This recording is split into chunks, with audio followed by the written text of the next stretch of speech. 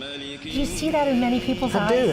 I see it in a lot of people. I think there's something that God put in all of us, and that's to overcome, to move forward. Jesus Christ, you can trust him. He'll never fail. We've seen midgets grow. We've seen arms and legs that stop growing. Mandada basata. I don't make this stuff up. So are we going to be called away to meet the Lord? But it's not going to be 300 years. We live in right at the coming of Jesus Christ. You're just a 10-foot tall crybaby. I'm crying. It's not so bad. I mean, no, Christians aren't being killed. No, not yet. What the Bible says, Leviticus 20:13. If a man also lie with mankind, as he lieth with the woman, they shall surely be put to death, their blood shall be upon them. And that, my friend, is the cure for AIDS. The notion that atheists are somehow the intelligentsia among us and so forth, I think this is just completely false.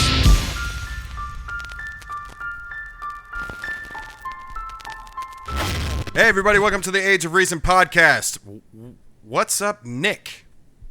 Not much, man. Cool, man. Well, I want to thank you for stepping in. So, just a heads up, everybody. So we haven't done an episode since, I believe, June 6th, and I think the reason for that is because first Alex was moving. Alex just now today, Thursday, got the keys to his new place. Apparently, he got some sort of loan from hell.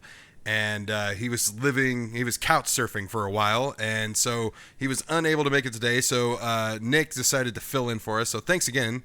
And my move is officially complete. I am now a resident of just outside of Denver, Colorado.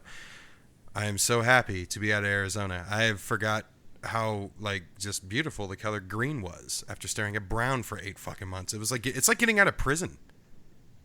Yeah, I know what you mean. When I lived in Washington on the West Coast, I drove through the mountain range one time over to Eastern Washington to go to a conference in Spokane, and it was like I was driving through the desert. It freaked me out. I thought something happened while I was in the mountains, and all of a sudden I come down to desert. Yeah, it's nice. It's just a gorgeous area, and I can kind of talk about where I was. So I was working for a company that we won't name, but you used to work for, and you got screwed. It's where you and I met, and you got screwed over a few years ago. 4 years ago, about 4 years. Actually 5 now. Is it 5? Yeah. But that was the company that did that. Well, I mean, you know the story. It's hard to say which company did, but we worked for both companies that may have been involved. Exactly. And then my this previous company basically used me to get something off the ground, and then as soon as I did, they cut me loose. So that's how I ended up in Arizona in the position I was to begin with, and now I can finally talk about it, which is great. So anyway, I'm happy to be in Colorado. I'm working for a friend of mine that basically just offered me a job. So I'm hoping things turn around. It's very liberal out here. Bernie won this state. It's very artistic. I'm noticing a huge difference in people's mentality. So the two things that I'm worried about is every once in a while, I think on the last episode that we did a few weeks ago and others, I get into I go off, I get angry, and I go on a rant and stuff like that, and I always have material because, it's been a week since I haven't heard the N-word or haven't heard racial slurs against Hispanics or anything like that. It was a regular thing in Arizona, and I'm worried that now that I live here, I'm not gonna have the material that I personally would get. I wouldn't worry about it. They're everywhere. You'll run into someone. So have you, so typically, I know you've listened to the show and been on it, but typically what Alex and I do, we start off with we kind of call it community service, where we take the opportunity to reason with ignorance. So have you had any conversations this week with anybody that you've had to rip your fucking hair out or just gotten into an argument with? Yeah, it all started over the Occupy the House that the Democrats did a couple days ago. So the conversation was fairly recent, and it was about the Second Amendment because this guy's a friend of mine, and we've known each other for a very long time. But he's the type of guy that's very pro police, and I don't mean to say that in a derogatory way at all, because my father was a police officer for 25 years, so you and I work with police officers. We know how it is, so I don't have anything against police officers at all. I support them very much, but he takes this to another level when it comes to his guns and the police, and just being against everything bad, but being against it with a gun. And breast cancer? Oh no, bang bang. Just yeah, that's right. Shoot him out. So yeah, I mean, he saw what was going on, and he heard that the Democrats wanted to introduce two bills, or have two bills introduced to be voted on, and he went off. He did the whole, they're trying to take our guns away.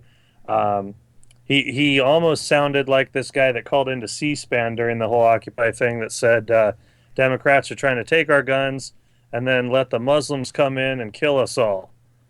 And for somebody I know and I care about, I worked with, to be like that, it's infuriating. Because I know he's... No, you don't know this guy. My wife knows this guy. He's actually I would say he's a good friend, but we haven't hung out a whole lot recently. So, yeah, he thinks that any sort of gun control at all is an attempt to take guns away. And I told him it's just not the case. We have more guns in this country than we do people. We're not going to have the government coming to our door and taking them away. It's not possible, even though Obama's been trying to do it since day one. That's always been his agenda. That damn beer drinking Muslim. Well, even in Australia, where they have some very strict gun laws after finally being fed up with mass shootings. After one. No, they had a couple. They had a couple in quick succession, but then when they passed the legislation, it was only 3 months after the last one they had, and they haven't had one since. And that was in what, 90? Was that? It was the late 90s, early 2000s. I want to say 98. Something like this. It was, late 90s. I don't know this. Before mass shootings really took off in this country with Columbine is when this happened. So, I mean, these guys already had their problem and cured it. Likely before, but definitely right, if anything, right after Columbine took place, these guys took care of it. But I want to play devil's advocate for you a little bit. I will say that recently, now I know, I just want to, everybody that listens should know this, but I know Obama's not trying to take our guns away. They have benefited $900 billion to the NRA and gun manufacturers based on selling this lie to the American people. Absolutely. Fully aware of it. But, and that's not $900 billion of profit. That is $900 billion of profit on top of projected profits that they normally make. That's an increase of $900 billion. So anyway, what I'm hearing, I heard this on Full Frontal with Samantha Bee, and I was watching the Nightly Show, and for the first time, I'm starting to hear about wiping away the Second Amendment.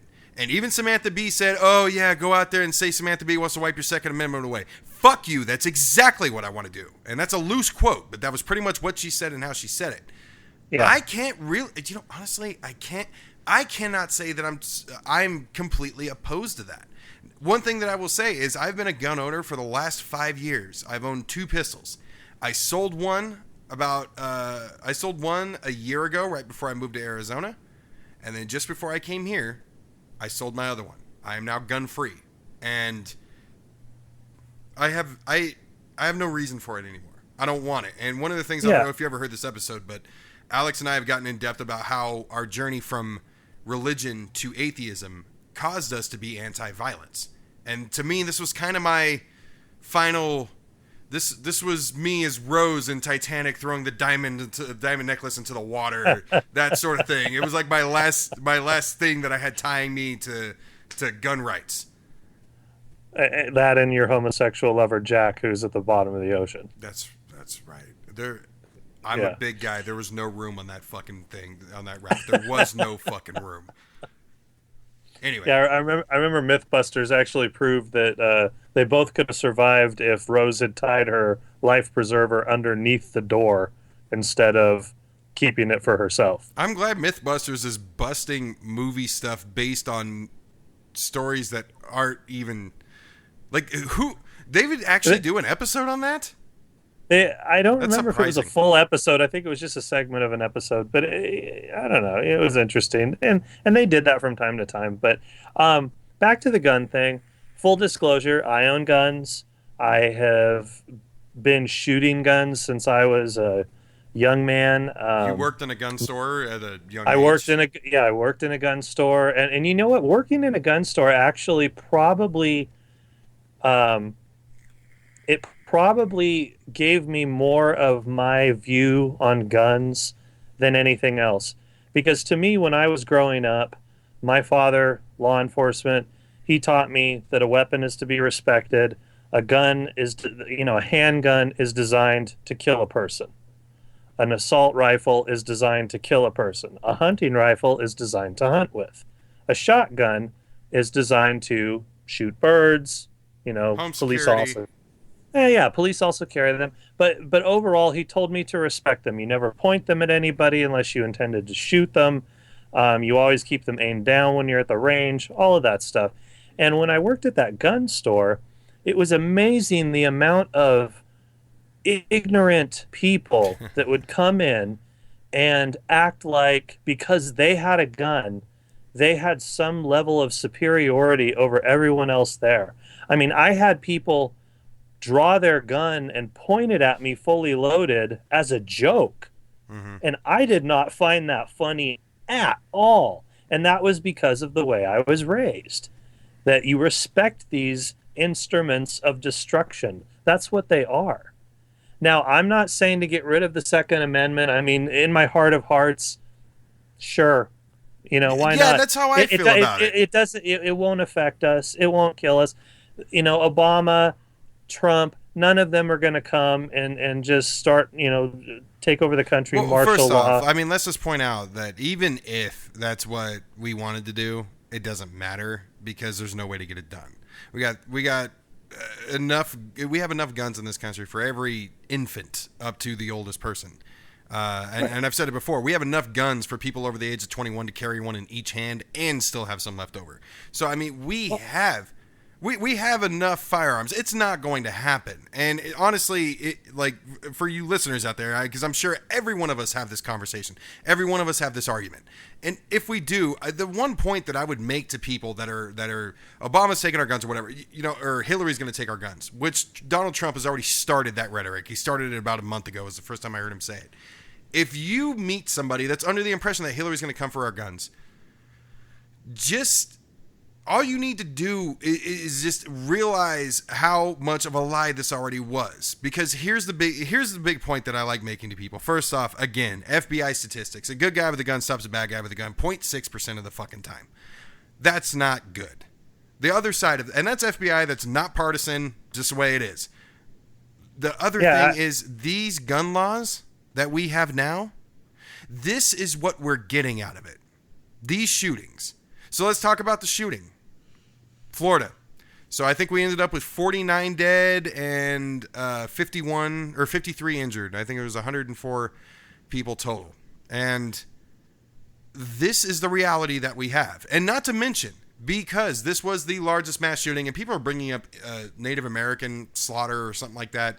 That's not what we're talking about. Mass shootings, this was the largest one in the United States in history. And if it wasn't, we would have heard about the other two mass shootings that took place in Florida, but we didn't because this one was so large. Right. And Congress, the couple of the people that were standing up, I believe it was the senator from Connecticut where Sandy Hook was. He stood up and he was talking about what a mass shooting is. And it's where 4 or more people are killed at one time. Right. And last year we had more than one a day. Yeah, I think we averaged like 1.3.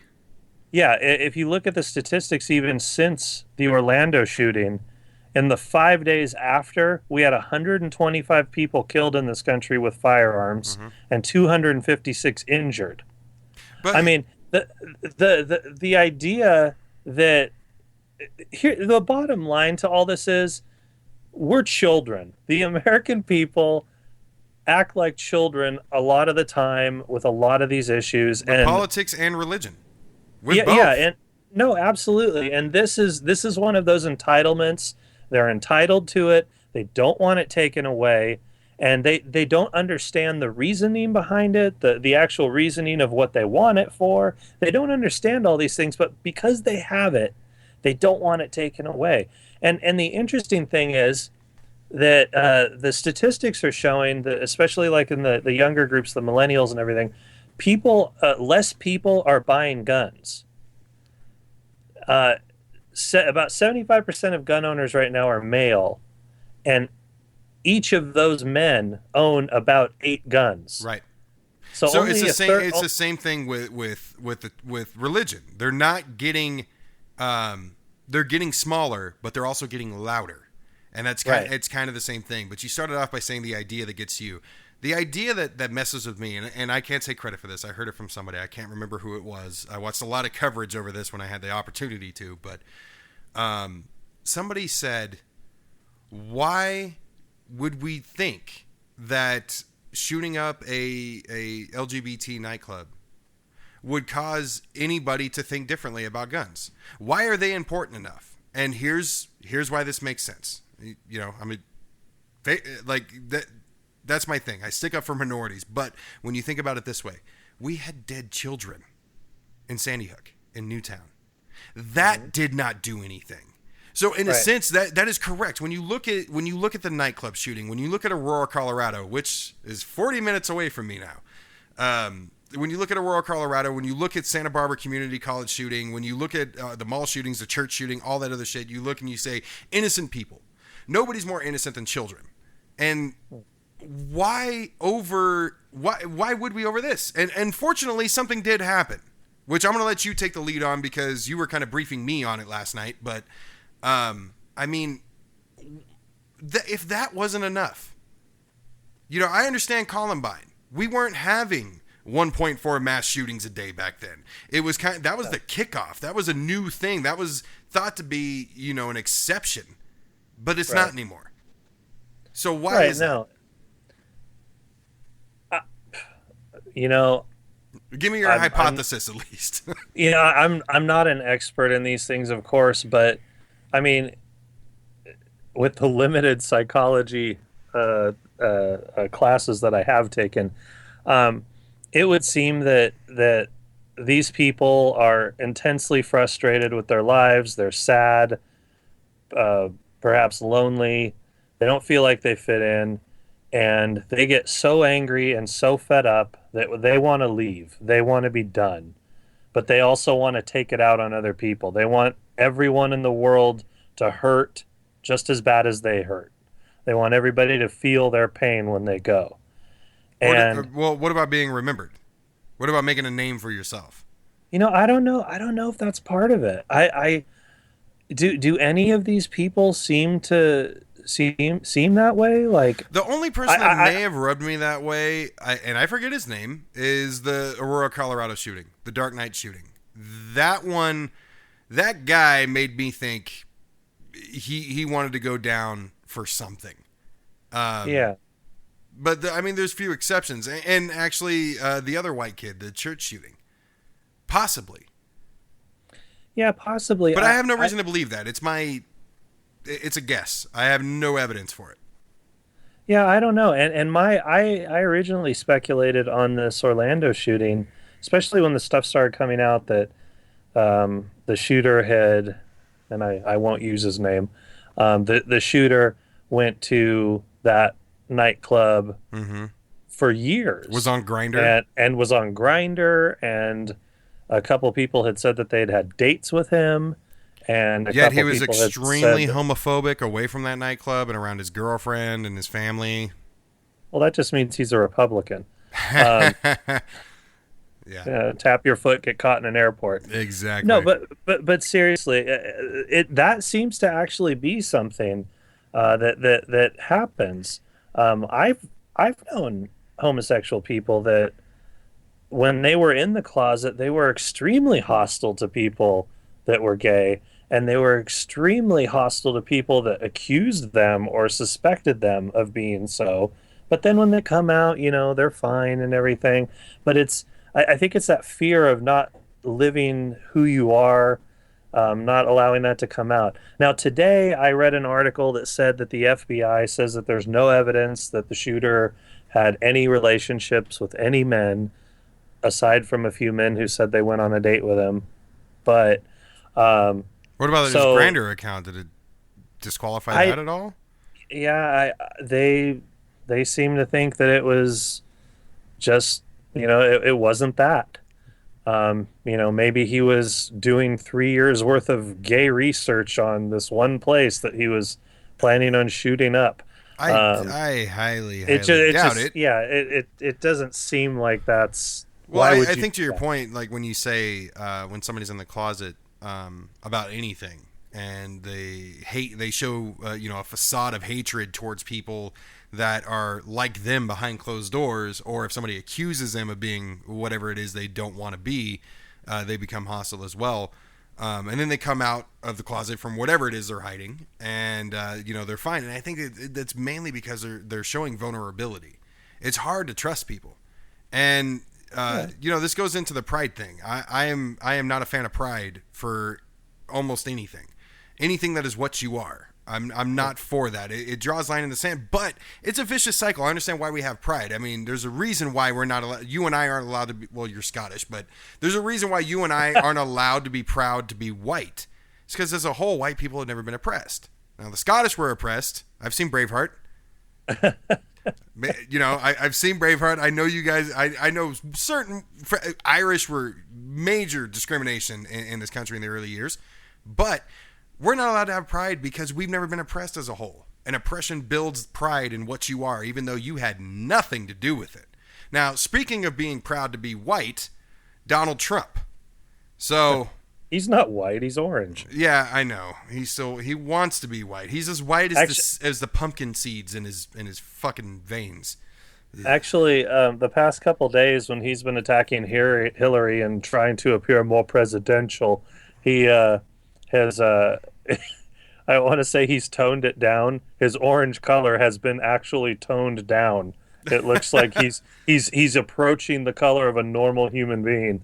So I think he's just melting. That's probably what it is. I don't know. Maybe there is so much going on with him right now. The anti-Trump movement, or the anyone but Trump movement, seems to be gaining some traction. Now I'm hearing that there's money being raised for Paul Ryan to possibly take his place. You know what? If that happens, in goes Bernie. No, I don't know if you paid attention, man, but Bernie was on TV last night, and he said that he's not going to be the nominee. He said it outright. He won't be the nominee. And tonight he's giving a speech that's titled "Where We Go From Here." So again, they're expecting him to drop out, or at least to give his supporters direction on what they need to do, because Trump is actually courting Bernie supporters right now. I know. Well, here's the thing. Hopefully Bernie supporters are smarter, and I know that doesn't mean anything. I know there are people that have just as high of an IQ and just as much knowledge and have read just as many words out of just as many books as Trump supporters. I understand that. But, and I'll give you an example. So there's this guy that I know who he posted this video on Facebook, and it was Ice Cube endorses Donald Trump. Fuck the police, NWA Ice Cube endorses Donald Trump. So I watched this video, and you got him on there basically saying he doesn't like Hillary Clinton, and it has to do with the crime bill and shit like that, which I'm totally agree with. Yeah, and then it cuts, and he says about Trump, and he says Trump is what Americans want to be. He appears to be successful. He's got money. He's got businesses, and he does what he wants. And he is the image of the American dream.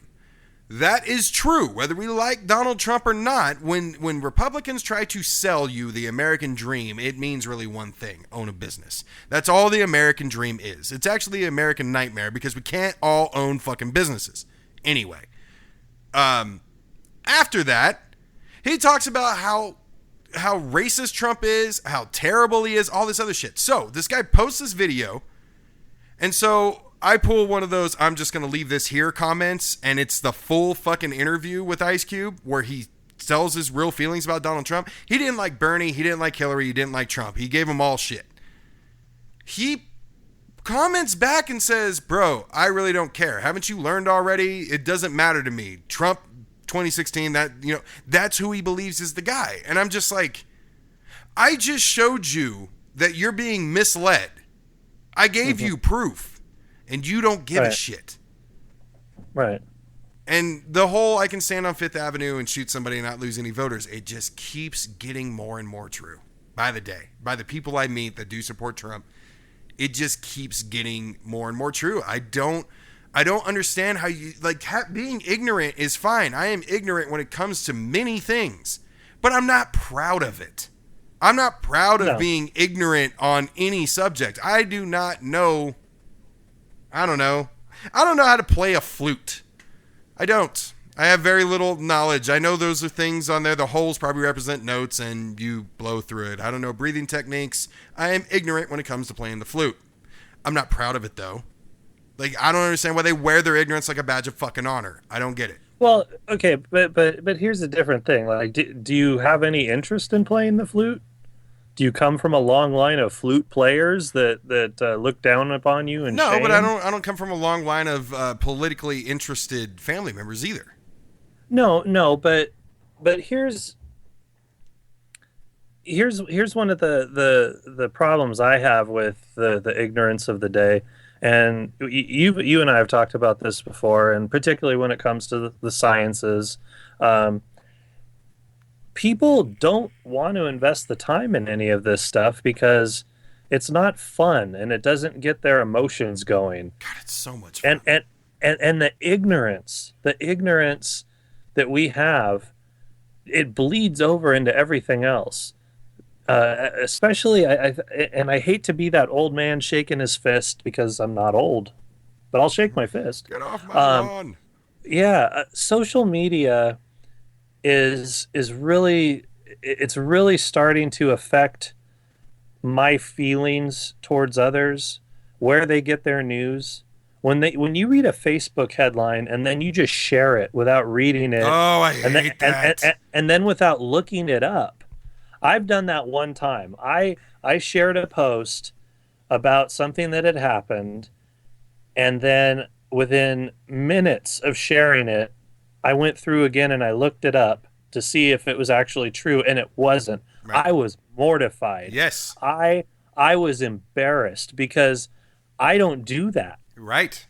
Even if I give you a fact and it's wrong, yeah, it's not going to be very wrong, and I have a source.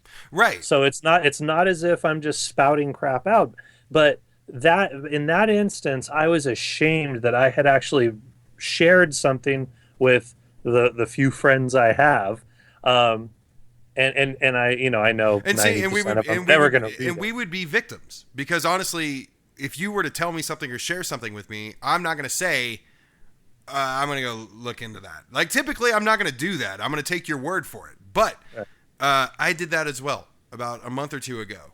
We were doing this show, and it was me and Alex and Kyle. We had the Bernie Sanders Nevada State delegate on that we were interviewing. And I brought up how Jared Fogle was being released after a 6-month stint in jail, and was being released to serve the rest of his term on house arrest. And I said that, and Alex goes, "Wait, I haven't heard that anywhere." And I said, I read it. It was on, I forget the source, but it was a source that I use. It was like, it was one of the, I think it was Raw News, something like that. It was a source that I've used many times. And so we told Kyle, hey, Alex and I are going to continue the show. We'll cut this part out, but hey, fact check us and let us know. And he snopes it, and the whole thing was false. And so we had to cut that whole damn thing out of the episode. And of course, because I've said so many times, one of the things the big thing that we like to give away on the show is fuel for arguments, to give people that are listening to the show, like, stuff that they can say. And the last thing I ever want to fucking happen is, this is my point about this. And then to find out that point is false, and that point came from me or Alex or anybody else on this show. I do not want to hear that. You know, Right. I take this very seriously. I love the responsibility that people get their news from us, and I take that very seriously. And like you, I was very mortified. Like, my heart started racing, and I knew I could cut the whole thing out. It wasn't that big of a deal. But just the fact that I came this close to releasing something, it's thank science. Alex actually fucking said something. Anyway, I think I know where you're going with this. So, people not wanting to believe things that they hear that's not true, and I think that's because people just like to know things, and it's so much easier to just say God did it. God's responsible. Well, yeah, I mean, for science, you throw it back to that, the God of the gaps argument. But in day-to-day life, it's just easier to read a headline. It's easier to believe whatever the campaign ad said. You know, it's hard to do research. It's hard to look into things. It's hard to go out there and discover the truth about things. One of the saddest things that I've experienced in my lifetime is when I worked on an ambulance for 5 years, and I did a lot of transport of 5150s, people that have mental impairments, people that have mental diseases. What was that? What was that sound from that house you went to with a bunch of cats? Oh, no. For another day. You want my PTSD to get going? Was it that? Yeah, something like that. I'm sorry. Go ahead. Yeah, the story of Buffalo Bill and the cats. Anyway, but a lot of the people that I meet on or met on the ambulance, who had mental issues, paranoid schizophrenia and whatnot. The funny thing is that a lot of the things they were saying, a lot of the things that people would shake their head at and go, that poor son of a bitch, he's just so crazy. A lot of the stuff they said was true. Things about corporate America, things about water supplies, you know, and it's sad because we equate that type of stuff with conspiracy theories. We equate it with falsehood. We equate it with somebody being crazy. So the minute somebody watches a film like Zeitgeist, or watches an interview with Noam Chomsky, or listens to something off of Democracy Now!, very left-wing, very liberal stuff, a lot of investigative reporting, like Vice, you know, they do a lot of really deep investigating reporting. Whenever somebody brings a topic up that's been brought up on from those sources, there's that tendency for people to go, this person's crazy, or this person's a conspiracy nut, and it's not the case. And I've said that on here before. It's difficult to actually wrap your head around it, that certain things that you would look at somebody as a 5150 20 years ago and go, oh shit. And when you bring up Zeitgeist, you and I have a friend that I have been working on over the last year, and it's kind of slowed down, but I've been working on turning her atheist. And you got me a book about converting to atheism and how to do it with people. Very good book. By the way, I don't endorse that. I do. I think people should come do it on their own. They have to. All we can do, as Alex and I have put it, it's a wall. It needs to be knocked down. We can't do it for you. I agree that atheism is, well, maybe I don't agree. See, here's the thing. I don't care what other people believe in. I just don't want it in government. I don't want it affecting schools. I don't want it getting in the way. I don't want you to tell me that I have to teach my science course. I have to teach it a certain way because a tribe of ancient Jews in a desert wrote crap down in a book. And evolution is, not proven, so we don't want to talk. Well, and the biggest thing about evolution too, maybe we can do a segment on this one day, is people don't understand what it is. Right. They think that, man went Why from are there still monkeys? to monkey. Right. That, evolution doesn't work like that. So anyway, I'm getting off subject. Well, no, but you're right. It's the same thing as climate change. Well, it snowed in Texas. Oh, when the God, snowball, what was his name? the snowball the in fucking Congress. snowball in Congress, and not in the sexy way that you're probably thinking. There was no snowball between Clinton and Barbara Boxer a few years ago. That's not that snowball. Ew. Oh God. No. Oh Jesus. That's that'll make you pray that image out of your head. Jesus. Anyway, so it's the same thing. It snowed in Texas. Climate change is not real. So says Sean Hannity. It's funny that when people don't know something, they just refuse to believe it. So, for instance, I'll give you a story.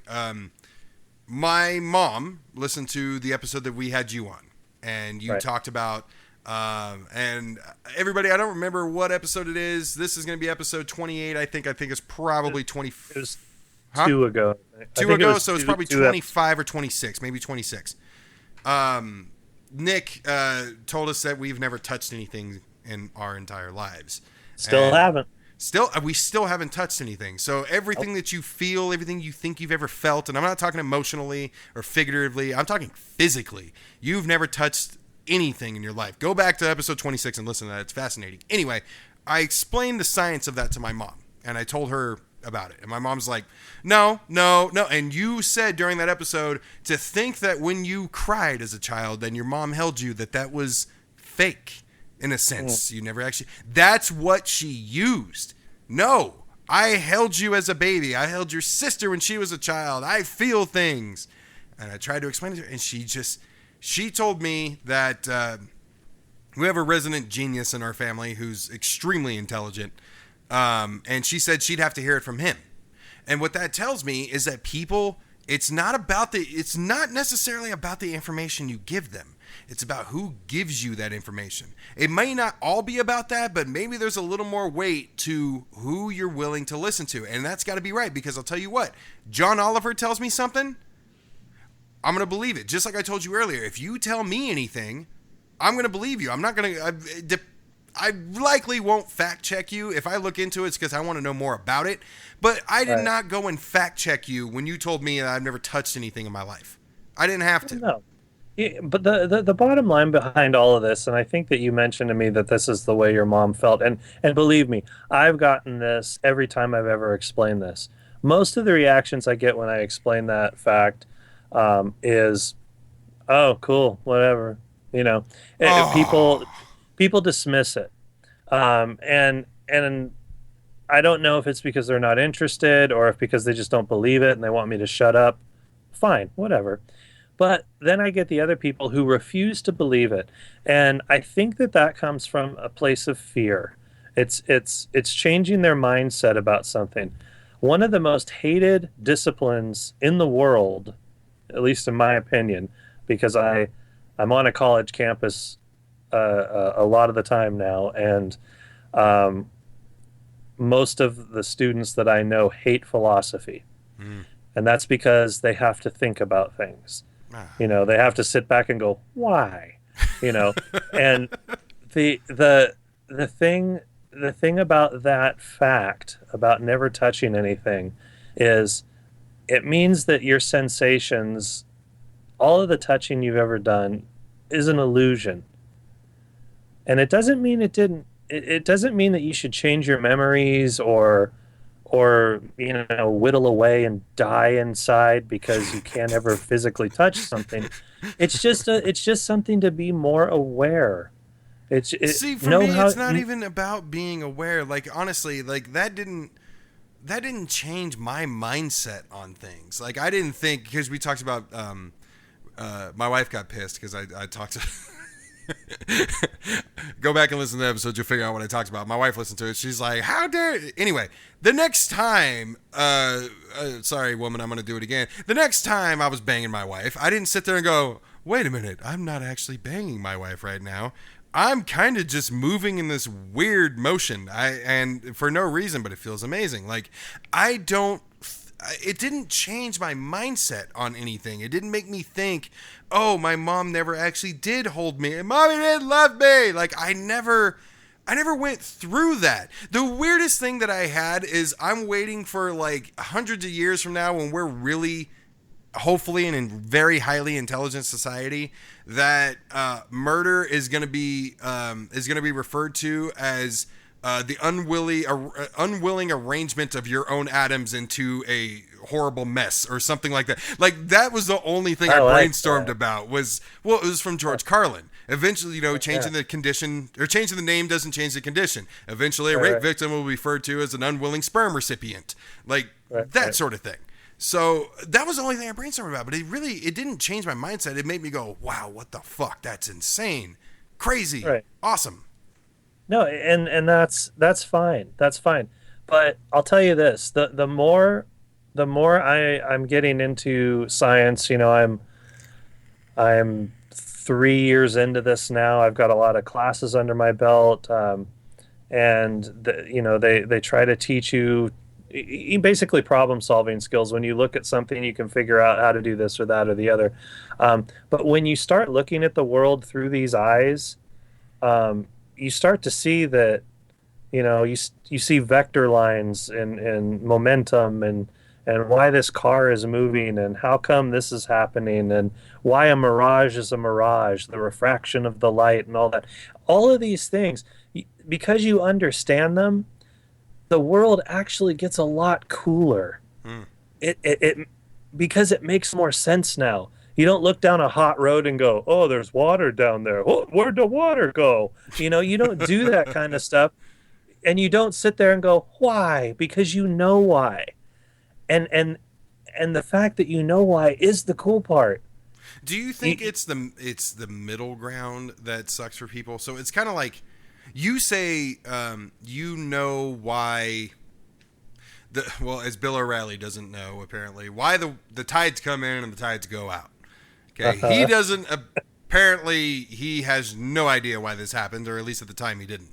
It's one of God's miracles, Michael. It's one of God's miracles. So God makes the tides go in and go out. And I'm sure you can find somebody, if not Bill O'Reilly, to tell you that is why that happens. That is, God willed it, and therefore it is good.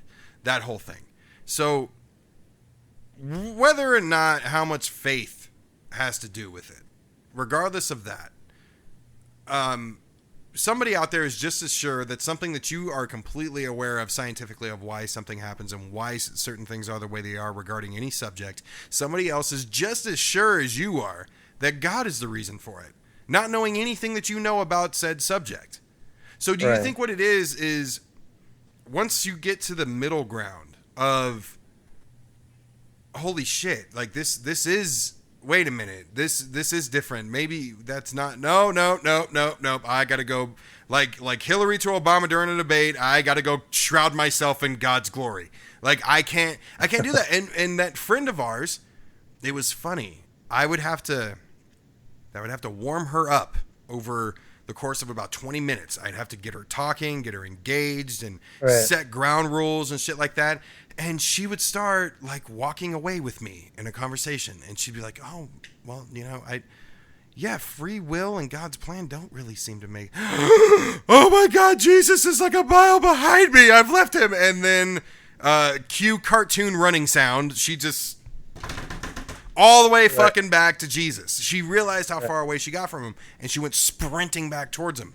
So, I mean, I think a lot of it is, Jesus is a real person. God is, or not a person, but Jesus is a real thing. God's a real thing. And therefore, you don't want to disappoint him. It's fear. It's fear and it's comfort. And again, it goes all the way back to emotions. When they go to church and they sit around with a whole group of people and everybody's, listening to the sermon, and then maybe people do some testifying, talking tongues. They sing songs together. Well, whatever denomination you go to, but you have a group mentality. Here's a perfect example of this. You've been to a football game, National Football League football game. You've been to that game, and you've been there when your team is winning. And your team is not just winning, but they are kicking ass. I'm surprised you and Alex know what that feels like. And the Oh baby, back before that Super Bowl. Oh, So I was there for the Nick, AFC like Alex, is a Championship. Raider fan. No, but here's the thing. That's a perfect example. That AFC Championship game when the Raiders played the Titans, the whole stadium, it was electric. You could feel in the air the electricity. What that was not electricity. That was me. Yeah. That was my own feelings. That was my feelings of pride and wonder and excitement. Yeah. And all of that compounded 65,000 times because we have a packed house. Right. You know, that is what I think people get when they go to church. It's exactly what they get. It's just there's a difference. There's a difference, and I've said this before. When you're at a football game, it's spirited. You're feeling spirit, high spirits. When you're in church, it's the Holy Spirit. It's the same thing. No, I totally understand what you're saying. It's kind of a mob mentality. But that's why people run back to that. When something doesn't make sense or something scares them, they can run back to that. Because I think that ultimately it comes down to the big all-encompassing fear. Biting the great watata, as my father would say. You know, What? dying. Okay. People are afraid of that last unknown step. Right. People need to come up with a reason that they can continue to live on. And not just with them, but their loved ones that die. You know, Right. you don't want to believe that nothing happens to somebody that you love that is no longer around. Somebody that's very near and dear to me who follows the same type of politics we do, a few disagreements here and there on a few issues, but is an atheist, very pro-science, the whole deal, still kind of believes in ghosts. Yeah. And I think that has to do with reconnecting with dead loved ones. They hope that there's a chance, maybe. Is she Hispanic? Or he or she Hispanic? I will not reveal that. Okay. But yeah, there's that little kind of, well, we're not sure what happens after we die. Maybe, just maybe. Well, you can, yeah, but as you know, you can say that to anything. No, absolutely. That's the God of the Gaps argument. Yeah. We don't know what's there. We don't know why this is God. You know, that's what happens. I mean, look at throughout history, all the way back to the beginning. You know, lightning hits the ground, something lights on fire. Holy crap! This big thing God's came mad. from the sky. Yeah, it hit the ground, and now there's fire. No. God! But we figure out how fire works. Go we find figure out how virgins. lightning works. Sacrifices must Right. be made. Right, you know, and now we get all the way back to the Big Bang. We get all the way back to when the universe was just fractions of a second old. And because we don't know, we haven't discovered, because the light has not had enough time to travel to us yet from that far in the past. Right. That little itty bitty portion of a second that's left, I have a people question. go, God. God. Understood. I have a question for you. So, did you just say that the light from the Big Bang has not reached us yet? Is that it? Because What the universe is about 14 billion. 14 and a half, 14 billion years old, and we can see back to the cosmic background radiation. But And I think I was watching Cosmos. Or no, it was Drunk History. Love that show, but I think they mentioned it in Cosmos as well. So I have two sources. I was under the impression that some scientists that were trying to do something else, a completely different experiment, heard this sound and then discovered that it was the sound of the Big Bang that was still lingering. And obviously light travels faster than sound. So if the sound's here, the light must have been here. No, I haven't heard of that. Maybe it's possible. I have heard the sound of the universe. Some I believe it might have been MIT students, clever guys. they took the emissions from the universe, from out there in the universe, and they put it through a computer, different algorithms and stuff, and turned it into music. And it's not, I'm not saying they turn it into music, you're going to listen to it and you're like, holy shit, Beethoven is out in the universe. No.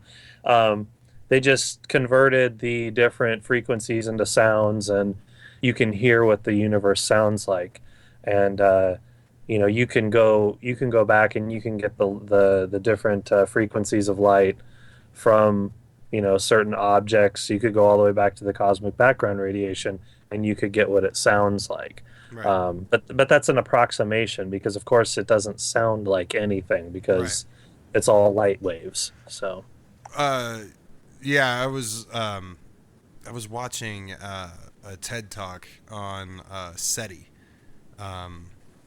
basically the branch of NASA that we have that is dedicated to finding life on other planets. And they had I'm not part of NASA though. Huh? I don't think they're part of NASA. Oh, you could be right. They're a separately funded deal, but there was another separately funded deal that was on there. That they do nothing but sound of space. What does space sound like if we actually did have sound? And like they're working right now on what it would sound like when two black holes collapse on one another, which would be So like me having an audio background, I'm like fascinated. Anyway. What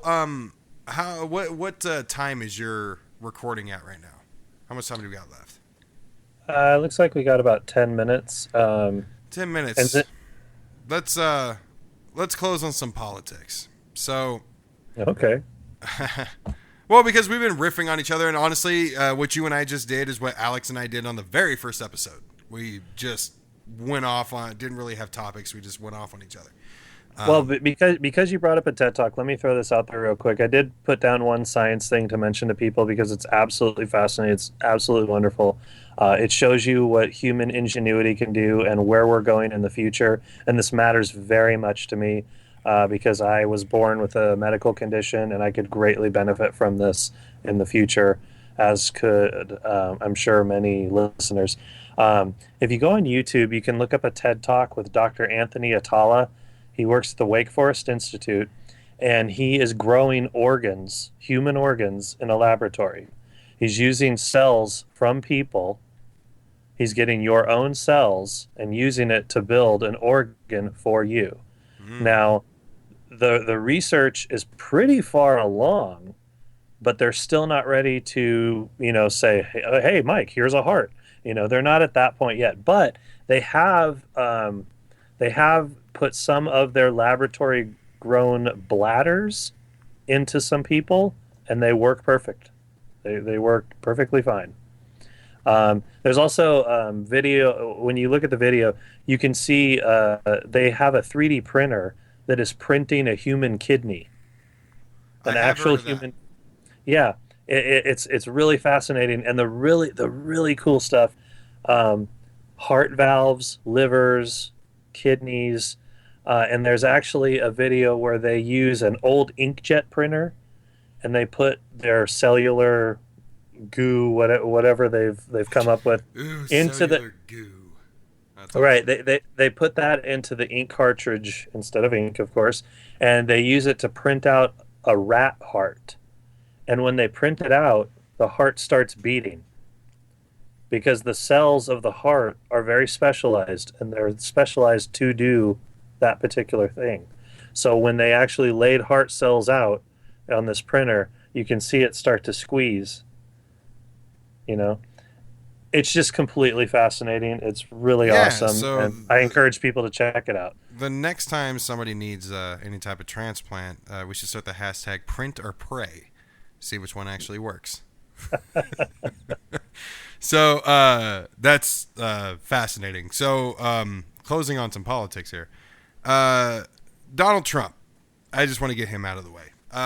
It was recently discovered that orange dipshit over there decided that he was going to funnel his campaign money back into his business. Now, last episode I talked about the $3 million missing out of the $6 million that was supposed to be donated to veterans at the fundraiser that he did with Mike Huckabee when he skipped the Fox News debate back in December, January-ish. It keeps getting worse. So when Trump is going to hold a campaign rally, when any candidate is going to hold a campaign rally, that's what they're using their donations for. So, among other things, but it comes out of the donation money, renting the place, supplying the food, supplying the, pretty colors, the American flags, the graphics, the lights, all that shit. Trump has been holding his campaign rallies at his own hotels. What we didn't know is that he wasn't giving it to himself for free. He was charging himself. So Trump... He was charging the campaign. He was charging his campaign to pay his hotel for his campaign rallies. So there you have it, everybody. Hardworking, tax-paying, white, redneck, flannel-wearing fucking citizens that have been donating to dumbass paid him. That's laundering, isn't it? That's in the old movies when you're. No, that's not laundering. Laundering is taking dirty money and making it clean. A way, this is like taking clean money and cleaning it more, like taking green money and making it orange and giving it back to yourself. In a way, this is sort of the kind of on the same path. It's not illegal, but it's kind of on the same path. Everything about the campaign finance system is completely dirty. I mean, the fact that you suspend your campaign instead of dropping out of the race officially, you suspend it because by the rules, you don't have to give the money back to the donors. And people that don't know will still continue contributing to your campaign. Absolutely. Now, Ben Carson, he was taking his friends out for... What was it, like $35,000 weekends? Flying back to Florida to get a goddamn shirt. That's right. Right. I needed a special tie for sleepwalking into Bennigan's. Just flying back to fucking Florida. Anyway. I'm going to go to Egypt and get some grain from the pyramids because my wife needs to make some bread. Good night. Anyway. What were we talking? Trump. So I want to get these damn Trump points out of the way because I feel it's important that people know if they don't listen to news stuff. He said we really need to look at profiling. Now, as you said in the beginning of the episode, you and I have worked with law enforcement. We've been a part of many, many arrests. Profiling. So you and I worked on a strategic plan for how to handle a specific jurisdiction and cut down on crime. And you were at the helm of this. You led it, and I assisted you with it. And we came to a completely different conclusion that was against the norm that we had experienced for many years. And we came up with a plan of many different points, and one of them was no longer profiling. No longer looking for problems. And I remember in the first year, we were able to show that we decreased crime 88%. We decreased our department's criminal incident reports by 88% by approaching things calmly and with reason rather than with agitation and intimidation.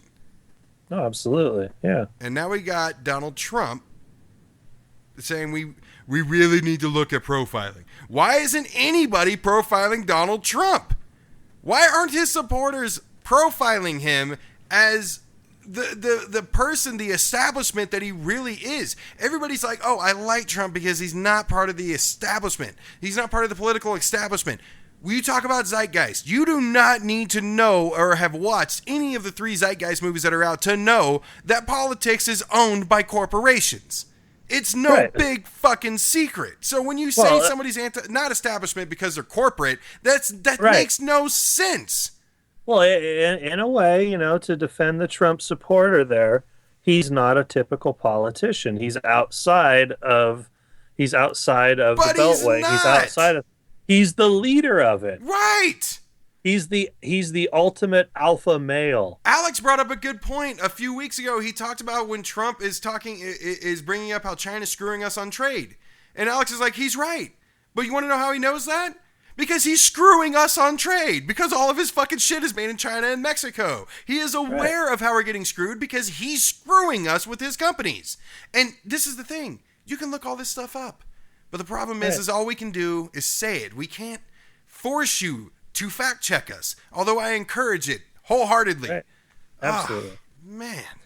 No, and when he attacked Hillary a few days ago, he attacked her on how much debt Obama's racked up, how much debt Hillary Clinton has been a part of, even though I'm not sure how, as Secretary of State, she was part of any debt building. But Trump himself on national television said, I have benefited greatly from America's Nobody debt. knows debt better than me. Right. Yeah. Right. So he has made money off of people's debt. He's made money off of people owing money and having miserable, fucked up lives. But we should make him president because he understands all that stuff. Yeah. And so after that, in closing, we probably got about 4 minutes left. So in closing, I don't know where Alex is at with this yet. It was going to be a topic I brought up to him, and I will bring up to him on the next episode. Last I checked, he's still on the fence about Bernie or bust. A lot of people are basically saying we don't want a gun held to our head to force us to do something, and we're going to not do what you want us to out of spite. To which I understand. I get it. The DNC is holding a gun to our head to vote for Hillary Clinton. Unfortunately, we've been checkmated. We got to, in my opinion, we have been checkmated. There is no way out of this. There's nowhere to go here. And that's only because it's Donald Trump. It's Trump or Hillary. It's nobody else. And I know, and I can tell you, I love Bernie Sanders. It kills me that this didn't happen. And I had no doubt that this was going to happen. After watching Trump succeed in the polls over everybody else on the Republican side, and Bernie succeeding and nipping at Hillary's heels, I was like, it's only a matter of time. Trump did it. Why can't Bernie? And I think the biggest thing to take away for me for this is Trump supporters and Bernie supporters are the same. We want the same things. There's just one tiny difference. Some of us aren't racist and some of us read. And that's really the thing. Bernie Sanders is saying he's giving us an enemy. Corporate America is our enemy. And you and I have been fucked by corporate America. But one of the things that I love about my fuckovery that I went through was 3 days before I got fucked over, I called you and I said, I don't think I can be a member of corporate America.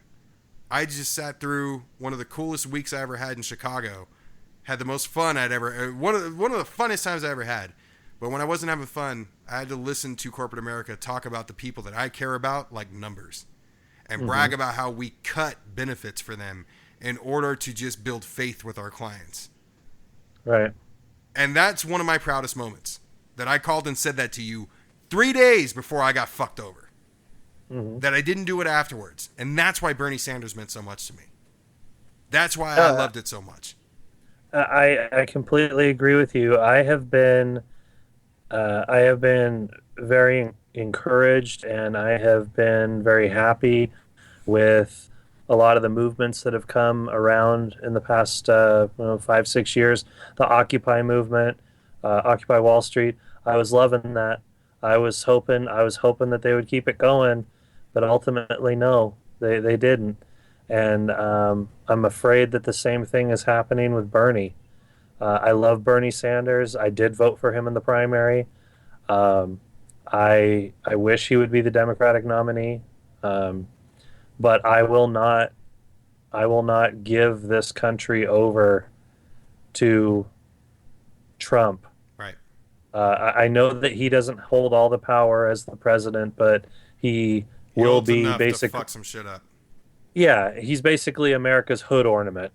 He's the first thing you see, and he's the big shiny piece that'd be out there for everyone to take a swipe at. So I wish Bernie had more support, and ultimately this is the fault of Bernie supporters, and I'm not trying to anger anybody who supports Bernie by saying that, because if you support Bernie and you voted for him and you got out there, you did your job. Right. But there are not enough of you. Right. There were not enough of you. There were not enough of informed ones of you. It doesn't matter even if they were informed, because Trump voters aren't informed and Hillary Clinton voters aren't informed. There just weren't enough. Well, they needed. Even you to brought up on the episode that you were on about how people weren't registered to vote. They weren't absolutely. doing their part, and they weren't informed about the political process. Which a lot of us, I mean, when we had Kyle on telling Alex and I how the Nevada convention, the county and the state conventions that he went to, I mean, we learned shit, and we shouldn't be learning these things. Alex and I do politics. We should know how this shit works. No, I know. The whole process should be simpler, but that's neither here nor there. Right. In this particular topic. I'm just saying that the Democrats occupying the House floor, they broke all the House rules. Major. They got into, I swear it was going to turn into a fist fight. I was waiting for it. Some of the Republicans came down and challenged them on the House floor, got into a shouting match. But being led by one of our, John Lewis, one of our last remaining civil rights leaders that was with Dr. King, him and the rest of the Democrats being down there, Elizabeth Warren joined them, Bernie came down on the floor for a brief period of time, all of them being down there and doing this. And got a standing ovation, I may add. Yes. But it's a very encouraging sign, but it's still not enough. Right.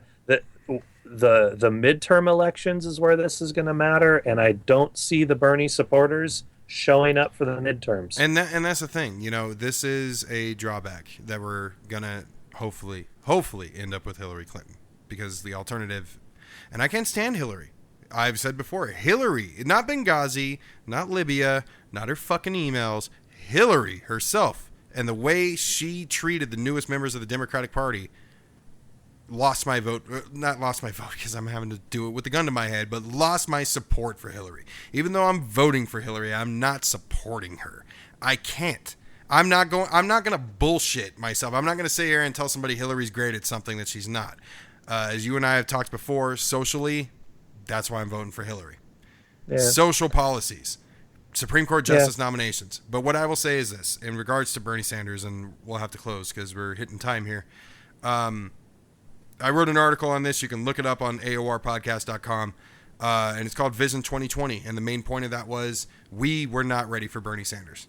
We were not ready for something like this to happen. We were not ready for Congress to do what they did yesterday. That is historic. We have never had. I mean, filibuster. Ted Cruz reading Green Eggs and Ham is the closest thing that we've ever gotten to having a protest on the congressional floor. We actually had one yesterday. That is huge. And that is, I don't give a fuck what anybody says. That's Bernie Sanders. That is shaking shit up. Yeah. I can't say he's got 100%, but this, I mean, like I said, they gave him a standing ovation when he walked in and called him out when he walked up. I can't say he's 100% responsible for it. All I can say is the movement and the revolution that he has started, that will hopefully not end anytime soon, impacted that, influenced that, motivated it in some way. Right. So my hope is, go ahead. No, as I said, I would like to leave the listeners with this in regards to Bernie and in regards to the support that we're going to need in the midterm elections and going forward from here. Like you said, 2020, find something that you care about, that you're passionate about. Find other people that are of a like mind and get out there and fight for it. Right. That's all you have to do. Hopefully it's not, condoms on every corner, or guns, maybe. Fight for guns. I don't care. Fight for whatever you believe in, but know your shit. Yeah. Well, know it, fight for it, and don't give up on it. Everybody's giving up on stuff now. Right. It's too hard. They give up. And that's why Occupy died. That's why Bernie didn't get the support he needed. That's why I really hope the Democrats come back after the 4th of July holiday and occupy the floor again and just keep it up. Keep it up until it happens. Even though they're going to lose the fucking vote. It doesn't matter. Something needs to be done. And that's the hard truth about this, is this revolution doesn't have to end. The odds are stacked against it, but it does not have to end. We're all fucking here. We're all paying attention. And honestly, Alex and I run this show. I don't do politics every day. I save articles and I read them all 3 days before. I read them all on the 3 days leading up to the podcast. It wasn't that way when I lived in Arizona. I had nothing else better to do. That's why I was a very sour person when I lived there. But it doesn't take a whole lot of time and energy. But God, stop relying on faith. Faith will not save us. Faith will not make this shit happen. Because you know what? All those fucking people that you and I have met, and that I'm sure Alex has met, and that I'm sure anybody that supports Bernie Sanders has met, that said Bernie's going to win, are you registered to vote? Well, when is that? Your faith fucked our revolution as it stands right now. We could have easily gotten Bernie Sanders into that fucking White House and made this happen. And now we have to take a longer route. We got to take a fucking detour. Now we have to, but this is the thing. Samantha Bee, my first full frontal episode that I watched, spelled it out completely on how 2010 put us in the position we're in now because fucking Democrats don't show up to vote. Do not let Bernie Sanders' campaign die in vain. Make sure we're all fucking here. We might as well have this revolution anyway. We're already fucking doing this shit. We're already engaged. Fucking stay there. Right. Wishing and hoping and praying don't work. No, but they will get you Donald Trump. Yeah. And then we're all fucked with the big orange pumpkin dick. So, with that, I'm so glad to be back. Nick, thanks again for filling in. We'll likely have Alex back next week. If we don't, we'll have you back on again. So follow us on Twitter at AOR_podcast. Follow us on the Facebook page, The Age of Reason podcast. And for everything else, go to AORpodcast.com. All right, everyone. We'll see you next time.